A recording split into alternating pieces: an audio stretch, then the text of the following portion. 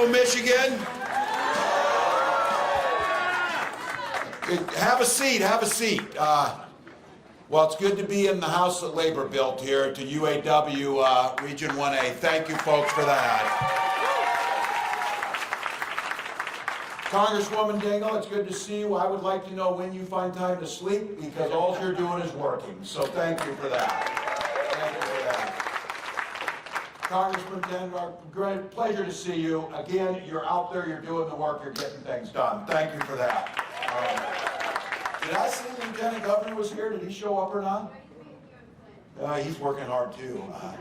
He does everything. I went to church with him a few weeks ago, and that was a good one too. Again, Sandra, thank you for that, and to UAW, thank you for everything you do. Thank you to labor, all labor that's here today.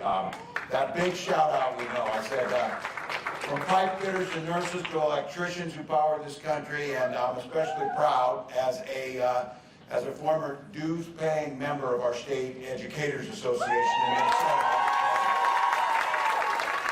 Glad of that. But each of you, thanks for coming out on a beautiful Friday. I continue to say this, and it inspires me.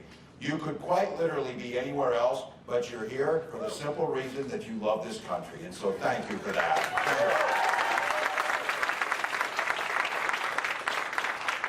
I don't know if you know or not, but the election's 4 days away. You are as happy as I am about that.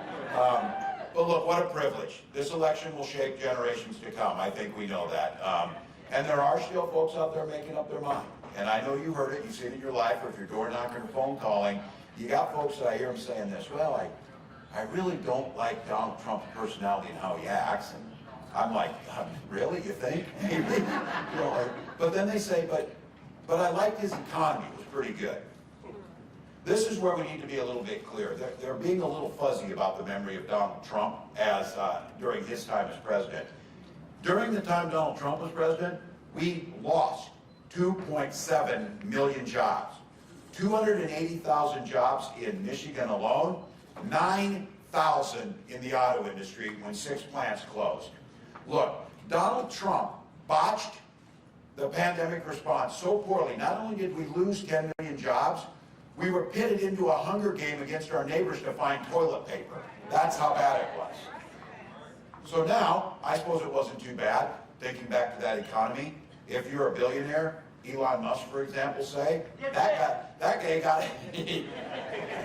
Michigan knows that word. Look, that dude got a tax cut and the rest of us got shafted on the whole deal. That's how that worked out. So a few months ago, some of you, and I know UAW, I know the president of this union knows very well, Donald Trump was caught on tape chatting with Elon Musk as they were laughing about, if a group of folks goes on strike, just fire them. Just fire them. And they laughed about that. Yeah. And to UAW, and I'll say this again, just to give you a little bit more twist to get going here these last 4 days. Donald Trump said, quote, they don't build cars. They take them out of the box and they assemble them. A child could do it. He couldn't open the damn door to a garbage truck, let alone.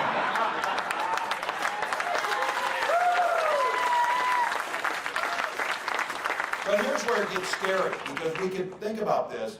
This guy, and this race is close, could be president of the United States again. And he said when he is, he will put his running mate, his buddy Elon, in as Trump's economies are. The economies are. Now, Elon said to fix this economy, what we'll have to do is crash it to save it. We'll have to crash the economy. But he told you, get ready. Americans are going to have to face some hardships. So the question all of us are asking, what in the hell does a billionaire know about hardship?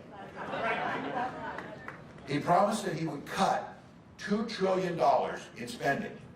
Now you go to folks out there, and they're thinking about this. How can you know what $2 trillion is?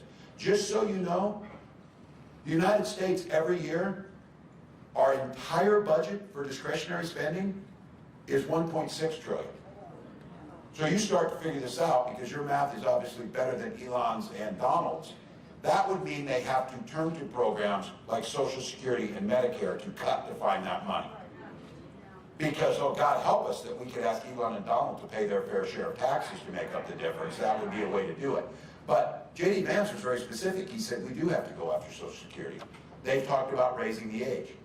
Now, Speaker Johnson, who apparently has nothing else to do because they haven't done a damn thing in the House of Representatives, did find time to say that there will be no Obamacare after they're elected. And then someone apparently told him yesterday, well, people like Obamacare. And then now he's saying, well, I didn't really mean that. It's, you got to get that. Look, you know what they mean. You know exactly what they mean. All those times Donald Trump tried to get it, what it means to you is, it means you put insurance companies back in charge and they can start discriminating against pre-existing conditions. The genius, so many things in there, the genius of the ACA, Obamacare, was it took the power away from insurance companies and gave it back to people. And some of you have to do this. It's still hell. You try and go in and make a claim to the insurance company, they know how to do this. If you're an insurance company and you want to make money, what you do is you pick the healthiest people and you insure them. And then the folks who have a pre-existing condition, like women, like people who have asthma or whatever, people who might cost more money to you, you just don't insure them. And then you make it harder to make claims.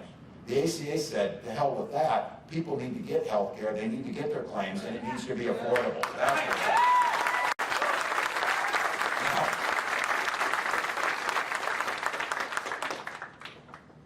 Donald, who, by the way, got in that garbage truck wearing French cuffs with cufflinks. No one I know wears those things to begin with, but trying to tell us he's a regular guy. And then he turns around and tells us, oh, I've got a concept of a plan to help you, concept of a plan to help you with health care. You know what his concept of a plan was? He ran on repealing the ACA. First day in office, he had an executive order to repeal the ACA. He signed on to a lawsuit to repeal the APA, and Congress tried 60 times to repeal the ACA. The only reason that we have health care for so many millions of Americans is John McCain had the courage to go in there and say no. So to those undecided folks, the only thing Donald Trump knows about working people and middle-class people is how to take advantage of them. That's his entire set of knowledge that he has. And he talks about this. He talks about manufacturing. The only thing he knows how to manufacture is bullshit, and he's continued to do it. He's continued to do it. His presidency was an endless string of broken promises. He came, remember this, he came, I know the Congresswoman remembers this, said under his presidency, you won't lose a single plant. You won't lose a single manufacturing plant. And I said this, technically he did not lie. You lost 6 plants. Across the country, including right down the street in Warren. And that's one that he said you would not lose. Trump gave tax cuts to the very companies that ship those jobs overseas. He encouraged automakers to move out of states like Michigan and move to anti-union states so they could save money and pay their workers less. He should probably have been able to figure this out. There's a reason that unions across Michigan, from the Teamsters to the laborers to the operating engineers to UAW, have endorsed Kamala Harris for president.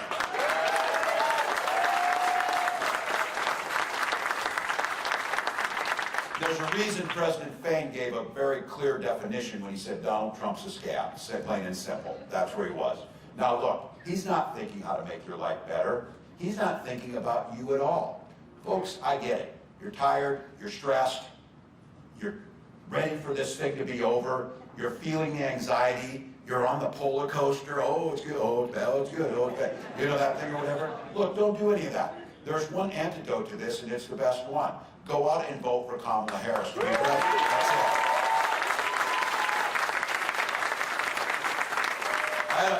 I had a mayor the other day in Pennsylvania say, instead of wringing your hands, go ring doorbells. That's what you need to do. Go ring doorbells. Get people on. Try it. It works. I voted last week, and I had the privilege last week of my son turned 18 and cast his first vote. Yeah. Because you know what he and all of us have? This is our chance to turn the page on Donald Trump and to put in a new generation of leadership. Kamala Harris, under her leadership, we've seen over 400,000 jobs come back to Michigan. 730,000 manufacturing jobs come back since her time in office. Donald Trump lost 6 auto plants. We've opened 20 under their leadership.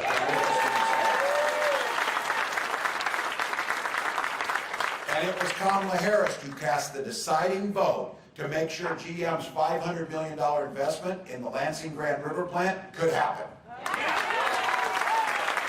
That saved, and thank you for the work, thank you to members of Congress for making this happen, that saved 650 jobs and created 50 new ones that are on the way.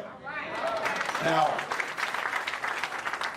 Jenny Vance went out there and said that he and Trump might cancel that grant to make sure that we send those jobs to China. When he was asked about those jobs, he said that investment was table scraps, as a quote, in Lansing. Now what I would say is, I want him to go stand in front of those 650 families in those good UAW union jobs, the ones that are working those jobs to put actual food on their table, and tell those people to those faces that that is table scraps to them. Now look, Vice President Harris and our administration knows, we know how important it is to protect the right to collectively bargain, the right to organize, the right to form a union. And I can tell you this, some of you know this fight. I fought this fight in Congress. I was there as a member, as a governor, to fight the fight when pensions were under threat. You work your entire life for your defined benefit pension plan. And then we were being told over 1.1 million people were going to get pennies on the dollar across this country. 80,000 right here in Michigan, including the Teamsters and the carpenters right in this room and right here in Detroit area. Look, she went to bat for that, and those pensions are now secured and they will get what's rightfully theirs. So thank you all of you. And look, you saw it, you've seen it, and it happened again today. Donald Trump continues to spiral into a hateful, divisive place where we don't want to go. Kamala Harris stood on the National Mall and spoke like a president. She spoke clearly to a future, a united president, a new way forward. She was very clear about this. On her first day in office, she will go into the White House with a to-do list for the American public, not an enemies list who she thinks is against her, as Donald Trump adds to that list every single day. Look, right off the top on that to-do list, reducing costs for middle-class families, bringing down cost of everyday goods.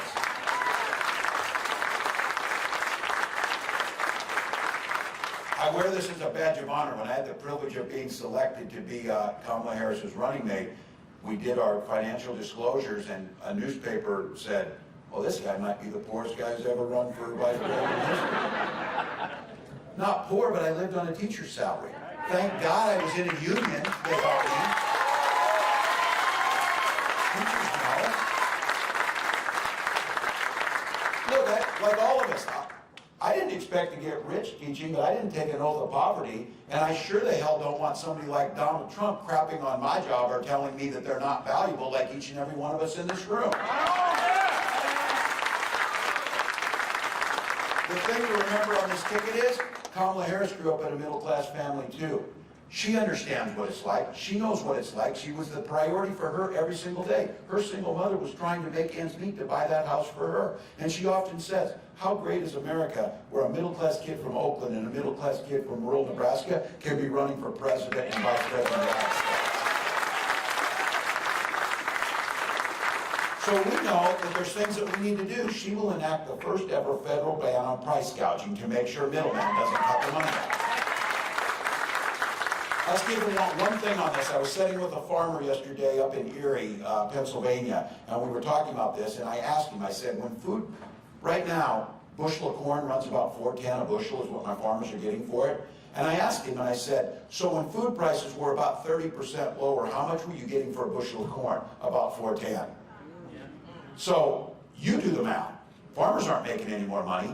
You're paying more for this, but there's one thing that's happened in the meantime. Corporate profits have gotten really big. Somebody's taking money in the middle right out of your pocket. That's what we're talking about on a national price gouging ban. That's what we can do. And Donald Trump did follow through. When he took those rich people down to Mar-a-Lago and said, you're rich as hell, I'm going to give you a tax cut, he did that. Kamala's got a little different thing. She's talking to all the American public, and she said, if you're one of the 100 million Americans in the middle class, you're going to not see your taxes go up. You're going to get the tax cut, including $6,000 child tax credit. Those are the things that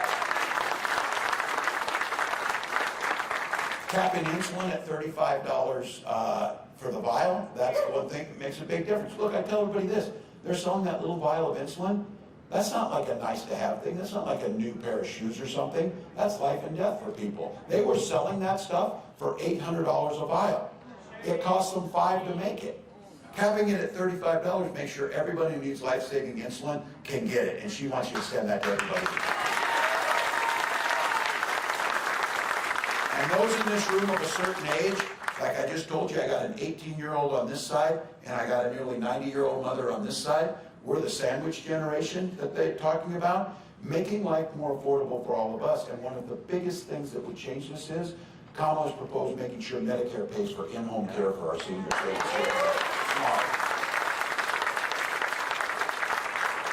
There's some young folks in here, and trust me on this one. Once you get to be 60, you spend about half your day thinking about Medicare, so it will happen because you know you're going to want to get it because you need it. But she's also talking about enhancing Medicare. I don't think many of you, if you're younger, know this. Right now, Medicare doesn't pay for vision, for glasses, and hearing aids. Kamala says that's wrong. We should make sure that it happens, and we can. That's the big issue. Then home ownership, making 3 million more affordable homes out there, but also giving the assistance for a $25,000 down payment assistance to get folks in the door to get started.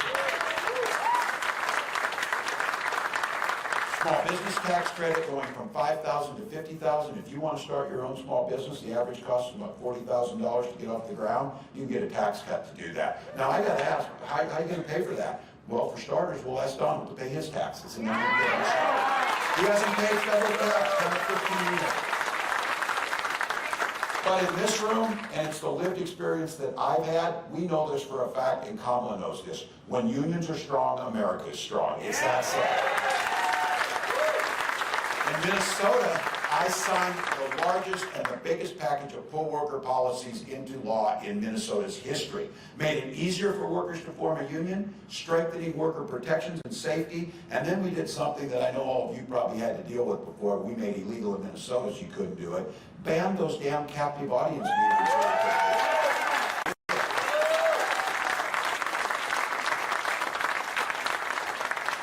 Both Kamala and I have walked picket lines side by side with you, including the UAW, when they went on strike to win a fair contract last year, and we're proud to do it. She's made it clear we'll sign the PRO Act, making it easier for more people to do everything. I will go back, when they did that little story about our financial disclosures, after they ran that story about my finances, they did a second one and said, well, actually, he has more money than you'd think. And they're like, oh, it's an expose. He's like hiding things because I don't own any stocks. I've never bought it. I don't do this, whatever. You know what their thing was is where I had money? I had a defined benefit pension plan. That wasn't the flex they thought it was, because my answer to that was, I wish everybody in America had a defined benefit pension plan. Look, we know there's things we can do. We need to build faster. We need to cut red tape. We need to make it easier to build and able to get things off the ground. We need to eliminate unnecessary degree requirements so that if people have the skills to get a job and show they can get a job, over 1 million jobs in the federal government, if you can do the job, you should be able to get it without the degree requirement.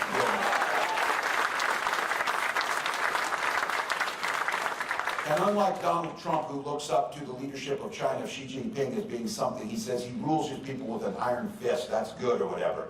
Kamala Harris will never bow to China. We will never cut bad trade deals, and we will put American workers first in every single one. So in those short couple minutes, that's a plan, not a damn concept of a plan, but a plan. And we're proud of it. Donald Trump, though, does have a plan. Project 2025 has been clear, and you've heard me say this. They're like acting now. We don't know anything about Project 2025. We've never heard of it or whatever. J.D. Vance said, I don't really know anything about it. He wrote the foreword to the book of the architect of Project 2025. I have never written a foreword to someone's book, but I'm pretty sure I'd remember it if I did. So he did it. And look, as a football coach, I know you don't draw up a playbook if you don't plan on running the plays. They're going to run the plays. This playbook is a nightmare for American workers. Be very clear. It would repeal the bipartisan infrastructure law. It would repeal and pull back the Inflation Reduction Act, threatening and pulling back hundreds of thousands of manufacturing jobs, many right here in Michigan, to send those jobs overseas. It would allow employers to stop paying overtime, and it would stop the ability to collectively bargain, because make no mistake about it, these folks want to kill unions because it's workers' voices and it adds more corporate profit to them without any firewall between that. Project 2025 lays that out, but here's the thing. They are never going to be president, and they're never going to be able to enact this. This guy, Trump's the only person who believes that if you put tariffs on, if you put a tariff on, that acts as a national sales tax. 20% additional cost to you, $4,000 a year. He tells us, oh no, China will pay for those. Look, fool us once. We know what he said on, oh, Mexico will pay for the wall that he did not build, and the wall that Mexico never paid a dime for, or whatever. So don't believe him on this. If he puts tariff on all these goods, it will drive our jobs overseas. You will spend your money to companies that are leaving, and we will have an additional $4,000 per family if he's allowed to do it. Look, he doesn't think it's a tariff. He doesn't think a lot of things. This is the guy during COVID that don't listen to the experts, listen to me. You know, maybe we inject some bleach or something here. This will work. That's who Donald is. He knows what it is. But remember, I'm clear about this. The Republican Party of old was not these guys. The Republican Party of John McCain or even Ronald Reagan or Eisenhower, these people actually contributed to this country, actually wanted to be part of the solution. They actually added things to this. They talked about freedom, they meant it. When Donald Trump talks about freedom, he means that government should be free to be in your doctor's office, in your bedroom, in your library, in the decisions that you make. You've heard me say it too. Things work a lot better if they just mind their own damn business and we mind our own damn business. We don't need to do it. Look, when Kamala Harris talks about freedom, she means you should be free to make those decisions. You should be the one making your healthcare decisions. You tell your children to work with them on what books they read, and you marry whoever you want to. They're mad that I said that they were weird on this. It is weird to think about other people's bedrooms. Let's just agree with that. So mind your own business. And I say on freedom, freedom for our seniors and our parents to be able to retire with dignity by strengthening Social Security and Medicare, not talking about cutting. He called it a Ponzi scheme, and again, what's he care? He's sitting down at Mar-a-Lago. He doesn't care about that check coming. My mom cares. It's food to eat, just like all the rest of us. And this is one that you know it in Michigan, we know it across this country. Our kids should be free to go to school, dress them up in their clothes, send them in there with great teachers, fund those schools, and make sure they're there to learn, and that they have the freedom to not be shot dead in those classrooms. That's the way. I'm not backing off on this one. I'm a veteran, I'm a hunter, I'm a gun owner. Kamala's a gun owner. We have spent our entire life defending to uphold the Second Amendment. We also know that you can also uphold our first responsibility, that is protecting our children by having common sense legislation that makes life safer for those kids. And let me get close to bringing this up. We've got a mix in here. I'll talk to the guys in here. Just for a moment, for all the guys in here, think about those closest to you. Think about those women closest to you, your moms, your sisters, your wives, your partners, your daughters, your aunties, whatever it might be. You're thinking about those folks in here. This election to them, literally their lives are at stake in this election. Donald Trump put those Supreme Court justices in who lied in their confirmation hearings and said they would uphold the right of women to make their own health care decisions. They did not do that. He brags about doing that. He is glad now that those women you're thinking about right now have fewer rights than their mothers and grandmothers had. He's proud of that. 20 states have Trump abortion bans. Yesterday, Donald Trump said that he would put RFK Jr. in charge of women's health. Now, the other night, this might make you feel better, I guess, Donald Trump said that if you're a woman, he will be your protector. And then he added, I'm going to do it whether the women like it or not, which is pretty much how he's lived his whole life on everything he's done. Well, we're seeing what he's done. Women are showing up at emergency rooms and being denied care. They're having miscarriages in parking lots. And you know what else they're going to do, though? Those women are going to show up. They're going to vote Tuesday, whether he likes it or not. Whether he likes it.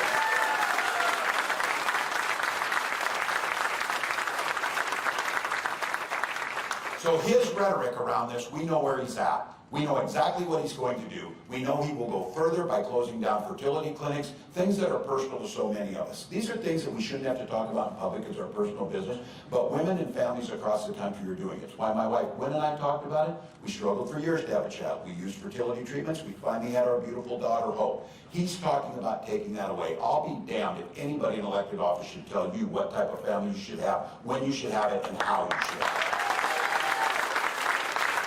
President Harris has made it clear.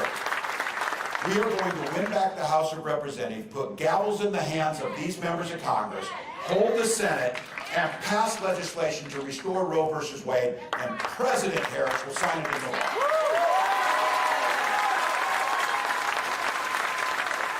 Look, I'm pretty sure women across this country are going to go out and vote. They know what it is. It's women of all ages that understand what's at stake here. We're going to send that loud message to Donald Trump, and as I said, whether he likes it or not, we're coming to the polls. And when we win, we're going to restore those rights. So look, folks, Kamala talks about it. We're not going back. We're not going back what Trump did.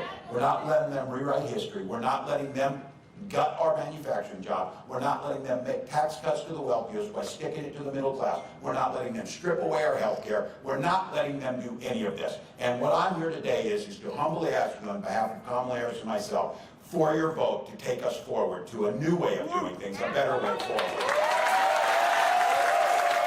All right. We got momentum's on our side. We got 4 days left. We're taking nothing for granted. I did this for too long not to take this opportunity. This game is tied. There's 2 minutes left, folks. The good news is we've got the ball. We got the best quarterback in the league with Kamala Harris having the ball.